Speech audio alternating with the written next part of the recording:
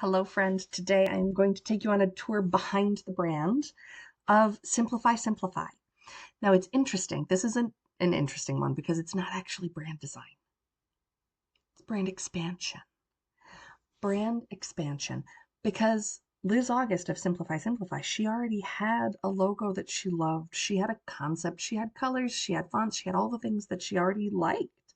She was happy with what she had. The problem is, many people in my industry, many people who say they do branding, they do logos, fonts, and colors. Maybe a little bit of extra, but that's it. And that's not enough. It's just not enough. And so the work that she already had, the work that Simplify Simplify already had was beautiful, but there were so many unanswered questions. She is a tech goddess Liz August is a tech goddess who helps businesses and business owners to get their shit together and build the systems to actually run their businesses without frustration. So it's about simplifying. And the business is bigger than Liz. She has a team of VAs that help her and that she then connects her clients with so that the work gets done simply. And yet, so much of this brand is about the personality of Liz, which is wild and wonderful and opinionated and brash and bold and hilarious. Just wonderful, wonderful, sassy human being. Love her. So I really wanted to give space for the business to exist and for Liz to be the soul and the heartbeat of that business. Because very clearly she is opinionated enough that she does not want some people working with her. She does not want to work with clients who may think that love doesn't belong to everyone. She doesn't want to work with people who are on the opposite side of the political spectrum to her. And that is valid. That is a thing that people can choose. You can bring politics into your brand or not. That is a choice that you get to make. And I helped Liz to not to make the choice, she had made the choice, but to incorporate that statement into her brand in a way that made sense. So, without further ado, here is the brand expansion of Simplify Simplify because it's more than the logo. Here's the cover page. I love this concept of from confusion to clarity. So we have Liz loves line drawings. This is the first touch of the brand is Liz, and it's bigger than Liz. So we have here mirrored this sort of confusion and chaos through this central character, could be Liz, could be any of the other women that work with her, into clarity. And then we have your way simplify, simplified. Cute.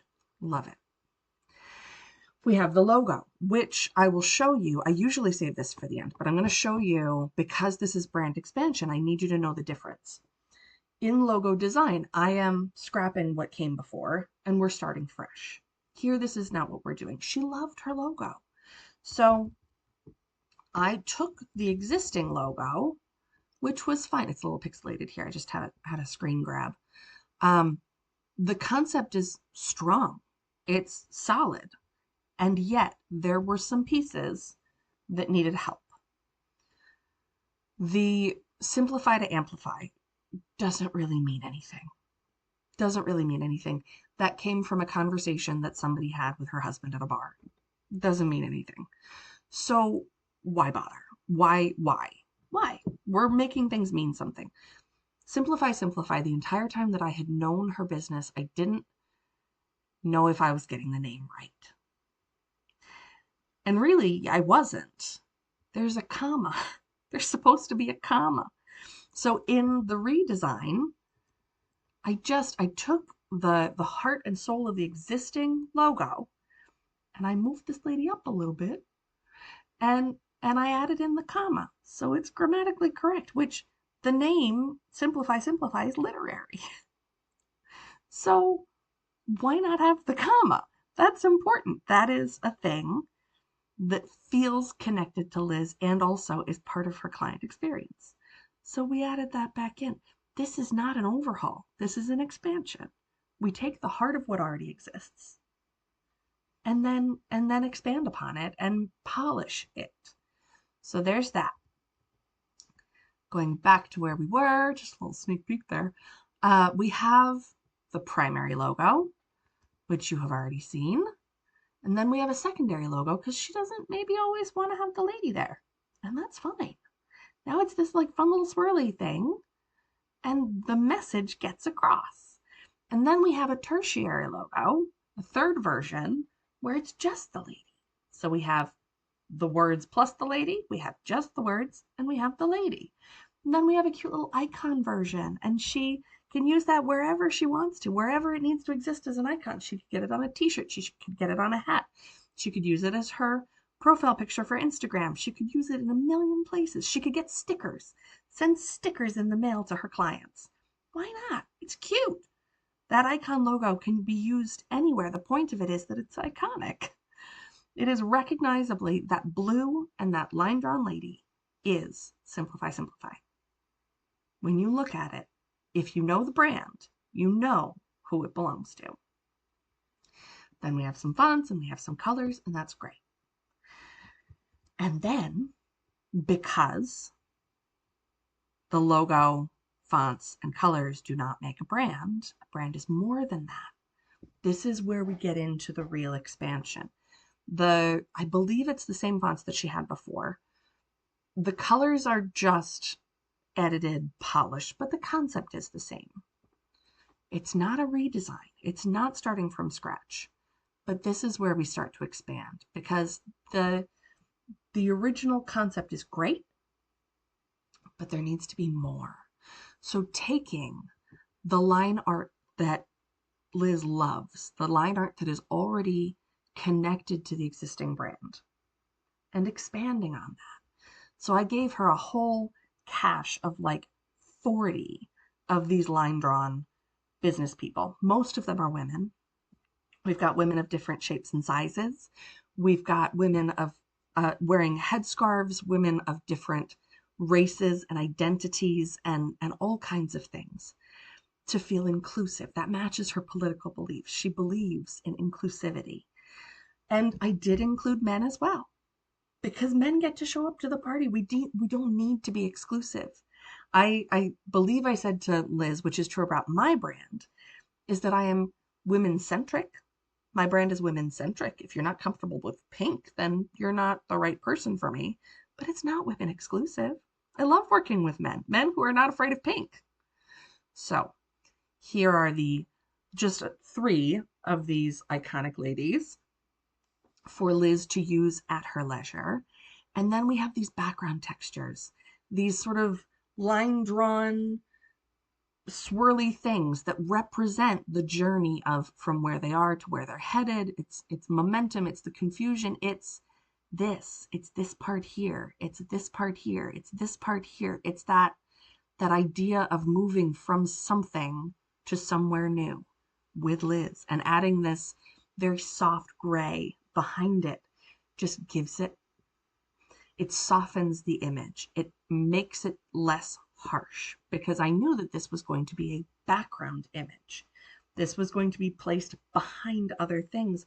I don't want it to be super attention getting. I want it to be there in the viewer's subconscious.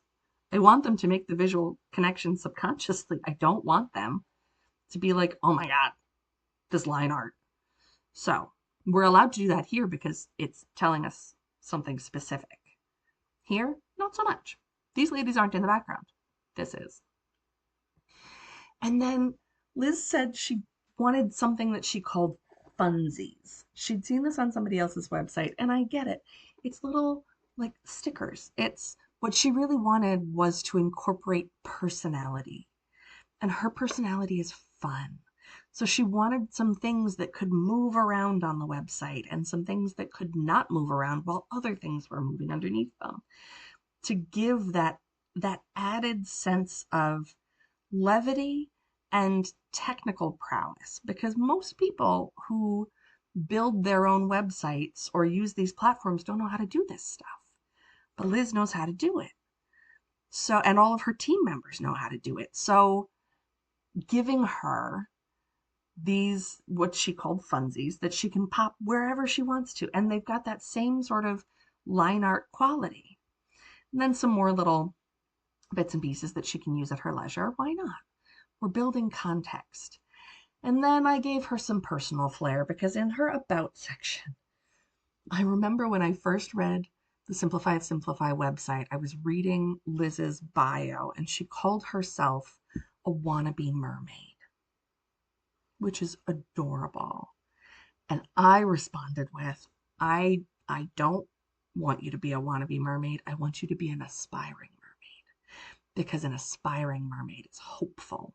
Wannabe mermaid is jealous, maybe not ever going to be a mermaid. Aspiring mermaid is hopeful. So now that's what she is. She is an aspiring mermaid. And I gave her the line art mermaid to go with it, so that it all feels connected.